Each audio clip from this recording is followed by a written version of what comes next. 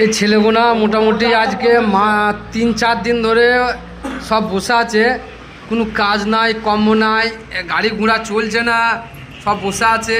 কি করবে কোনো চিন্তা ভাবনা করছে না। আর এদের দলের সর্দার এদের আলী ভাই কোনো একটা ডিসিশন দিচ্ছে না যে গাড়িগুলো কীভাবে চলবে, যে চালানোর কোনো পরিস্থিতি, কোনো কিছু ব্যবস্থা, যে কোনখানে লোড করবে, কোনখানে খালি করবে, কোনো কিছু করছে না।